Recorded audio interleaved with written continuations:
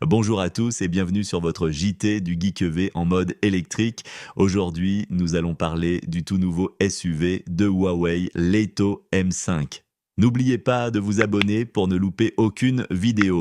Vous pouvez également me soutenir en m'offrant un café sur Tipeee pour que je puisse passer plus de temps sur ces vidéos. Le 15 mai, Huawei a commencé la livraison de son SUV Aito M5 en Chine. Le modèle est disponible en version électrique et REV. Les prix varient de 249 800 yuan à 279 800 yuan, soit environ 32 800 à 36 700 euros hors taxe en Chine.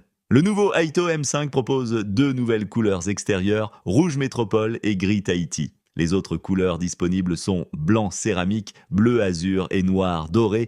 Les dimensions du véhicule sont de 4785 mm de longueur, 1930 mm de largeur et 1620 mm de hauteur, avec un empattement de 2880 mm. La version REV est légèrement plus haute avec 1625 mm. Le Aito M5 est équipé de 27 capteurs, incluant un lidar, 3 radars à ondes millimétriques, 11 caméras haute définition et 12 radars ultrasoniques. Ces capteurs permettent des fonctions avancées d'assistance à la conduite et de stationnement autonome. L'intérieur du M5 reste similaire à l'ancien modèle avec des matériaux en cuir souple.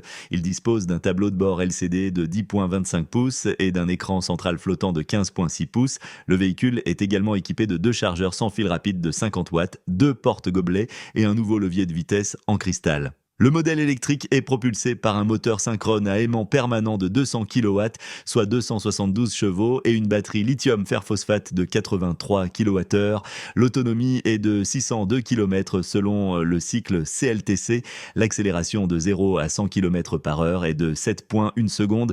La charge rapide permet de passer de 30% à 80% en 30 minutes. La charge lente permet de passer de 10% à 90% en 10,5 heures. Le modèle REV propose deux configurations, propulsion arrière et 4 roues motrices. Les deux versions sont équipées d'un prolongateur d'autonomie de 1,5 litres et d'une batterie lithium ternaire de 42 kWh.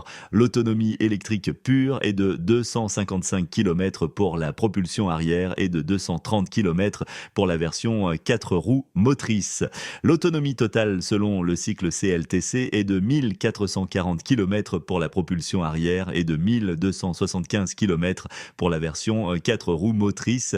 La propulsion arrière est propulsée par un moteur de 200 kW, soit 272 chevaux. La version 4 roues motrices dispose d'un moteur avant de 165 kW, soit 224 chevaux, et d'un moteur arrière de 200 kW. L'accélération de 0 à 100 km/h est de 4,3 secondes pour la version 4 roues motrices.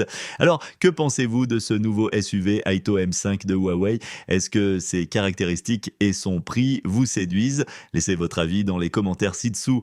Merci de laisser un like ou un dislike, un commentaire et de vous abonner si ce n'est pas encore fait. Pour plus d'informations sur les véhicules électriques et les innovations automobiles, ne loupez pas nos vidéos sur notre chaîne YouTube et retrouvez les articles complets sur notre site jtgeek.com et à bientôt.